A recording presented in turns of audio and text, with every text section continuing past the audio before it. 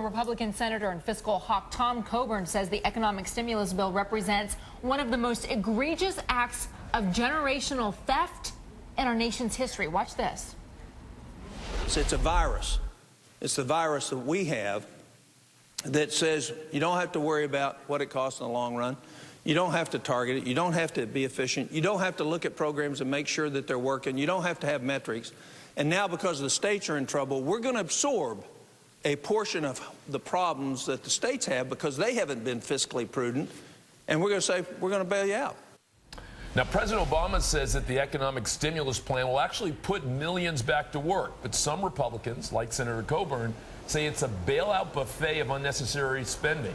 Senator Coburn joins us live from Capitol Hill. Senator, good to see you. Good to see you, Carlos. Now, Senator, talk to me about the stimulus bill, which right now ranges anywhere from $800 to $900 billion.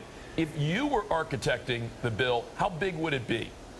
Well, I don't know. The most efficient use of money is not here in Washington, but rather with the individual American consumer. And I know that it's not necessarily politically viable to say, but our bill right now sits at about $940 billion in the Senate, and we're not through with it yet. But I'm wondering how much we lose in terms of efficiency when we have the government doing this rather than individuals. So Senator Coburn, but that actually leads to my question, and frankly, some of the critique that you hear that Republicans, be it you, be it John McCain, be it others who are longtime public servants, are making a critique but aren't offering an alternative. Oh, sure, we did. We offered an alternative yesterday for $404 billion. We're trying to help take care of those who, through no fault of their own, have lost their jobs.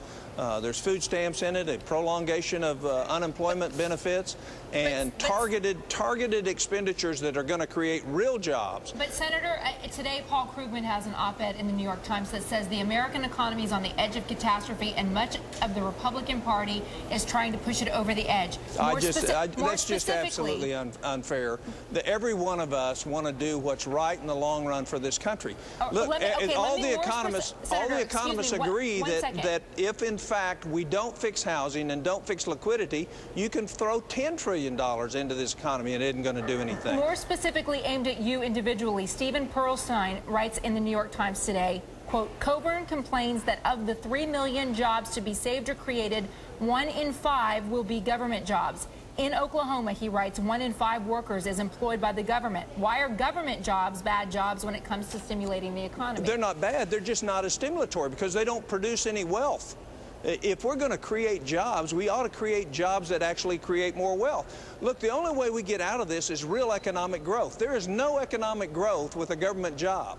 So he either knows nothing about economics or he's very confused. A government job does not produce economic wealth. And, Senator, to be clear, you're including in that, for example, doctors who work for the government. You're including increased military jobs. You're saying none of those create additional wealth? No, they don't. And the other point that I would make, look, it ought to be about priorities. If we really want to stimulate jobs, then we ought to be doing things that are going to actually produce something in the future that we need anyway. Like, we have 233,000 bridges that are falling down in this country. Yeah. Why haven't we directed much more to that? A lot of that we can do now. Why aren't we hearing Republicans push for that? Because what we hear is tax cuts, but we just had a big report from the civil engineers that said we need $2 trillion in order to bring our infrastructure up to par. And boy, I'll tell you, if you're staring at the Minneapolis bridge collapse, it's obvious. Well, it's obvious, but you also had a Congress that wouldn't get rid of their earmarks to pay to fix bridges. So there's an institutional problem here. I admit to that. But look, every family, you just talked about the couple that lost their job. Right. They're going to have to make choices right now, aren't they? They're going to make priorities. They're going to say what we're going to spend it on, what is most valuable and what is least. What we've tried to do is to say, let's make it where we get the most value for the American child. We're going to borrow $1 trillion from our grandkids, and if we're not great stewards with that, we will owe them the most it's true. aggrandizement apology ever in history. It creates a big chasm in future generations. Senator, thank you so much for your time today. You're welcome. Thank you, Senator. Have a great weekend.